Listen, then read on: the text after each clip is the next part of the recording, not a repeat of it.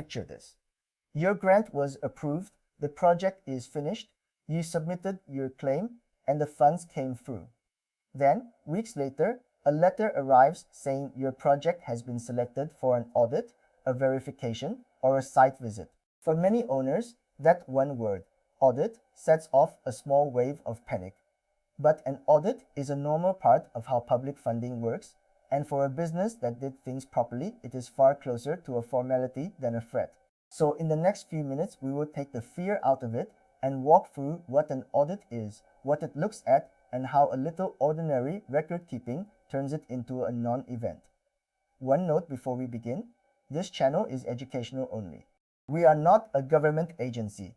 We are not affiliated with or endorsed by Go Business, Enterprise Singapore, or any government body, and nothing here is official advice. We name no schemes, no criteria, and no figures because those change over time, so we will always point you back to the official source, gobusiness.gov.sg, to confirm what actually applies to your situation before you rely on it. Why audits happen at all? Public funding is exactly that, public. It is money that comes from the wider community, and whoever administers it has a duty to show it was spent as intended.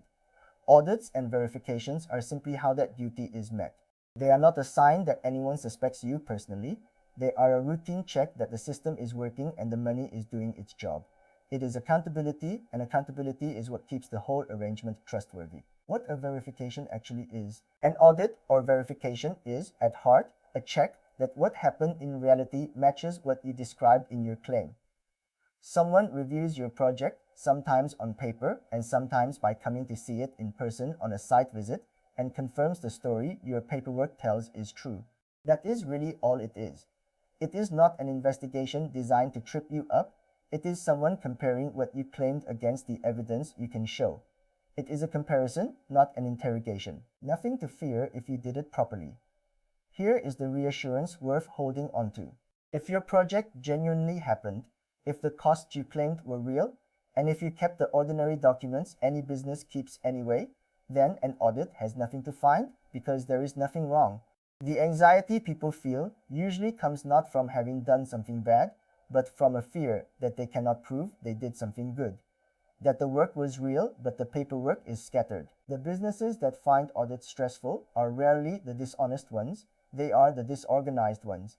That the project really happened. Now let us look at what a verification actually checks. And the first thing is simply that the project was real.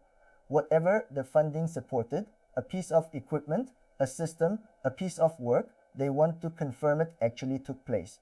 This is easy to satisfy when it is true because a real project leaves traces everywhere. The thing exists, people used it, there are emails, deliveries, and a clear before and after. You do not need to manufacture proof of something that genuinely happened. That the costs are real and match your claim. The second thing they look at is money. That the amounts you claimed reflect real costs you actually paid, and that they match the figures in your claim. A claim that says one number while your invoices say another raises an obvious question, even when it is an innocent mistake. What they check is not whether you spent wisely, but whether you spent what you said you spent. If your claim, your invoices, and your payment records all agree, this part is straightforward. That the paper trail exists, closely tied to the costs, is the paper trail. And this is the part people most often wish they had taken more seriously. For the money side, a simple chain of documents tells the whole story. A quotation, an invoice, and a proof of payment showing the money actually left your account. Together, those three show not just that you were billed, but that you genuinely paid. Auditors are reassured by a clean, complete chain and made uneasy by gaps, because a gap leaves a question they cannot close. That the solution is genuinely in use. The last thing a verification often checks, especially on a site visit, is that whatever the funding paid for is genuinely being used, not bought to tick a box and then left in a cupboard. Public support is meant to produce a real lasting benefit, so seeing the funded equipment running or the system in daily use is how they confirm the money did its job. If you funded something you actually needed, it will naturally be in use when someone comes to look. Keep every document from day one. Now to being ready, And the single most important habit is to keep every document from the very first day, rather than hunting for them when an audit letter arrives. Every quotation, every invoice, every receipt, every proof of payment, put a copy somewhere safe and organized as it comes in, so your paper trail builds itself in real time. A simple folder dedicated to the project that you drop things into as they arrive is all it takes, and it is far easier than reconstructing everything later. Submission. Keep the deliverable in place alongside your documents. Keep the deliverable itself in place and in use. If the funding paid for equipment, keep it, maintain it, and keep using it. If it paid for a system or a piece of work, keep that solution live and part of how the business runs. The point is simply not to let the funded thing quietly disappear or fall out of use soon after the claim, because a verification may look for it. Stay honest, consistent, and responsive. 3 simple attitudes carry you through any audit smoothly. And the first is honesty. Everything you claim should be true, and if you ever notice a genuine mistake in your records, it is far better to be open about it than to paper over it. The second is consistency. Your claim, your invoices, your payment records, and what you say in person should all tell the same story, because contradictions are what create suspicion, not honest details. The third is responsiveness. When an auditor asks for something or wants to arrange a visit, reply promptly and cooperatively, signaling you have nothing to hide. If something does not add up, it is worth knowing calmly what happens if a verification does find something that does not add up, because the reality is usually far gentler than the fear. Most of the time, a discrepancy simply leads to a request for clarification. They ask you to explain or to provide a document, you do, and the matter closes.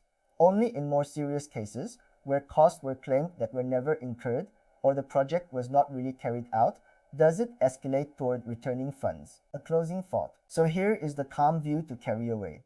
An audit, a verification, or a site visit is a normal part of receiving public funding, not a sign that anyone thinks you did wrong. It is simply a check that your project was real, that the costs you claimed were real and matched, that the paper trail exists, and that the funded solution is genuinely in use. You get ready for it not in a panic when the letter arrives, but quietly from day one, by keeping every document, keeping the deliverable in place, and staying honest, consistent, and responsive. Remember too that everything here is general and educational. We name no schemes or figures because they change. So confirm what applies to you at gobusiness.gov.sg. Keep good records and an audit becomes exactly what it should be, a non-event. If this took some worry off your shoulders, subscribe for more plain English Singapore Grant explainers, and we will keep helping you receive support with confidence and peace of mind.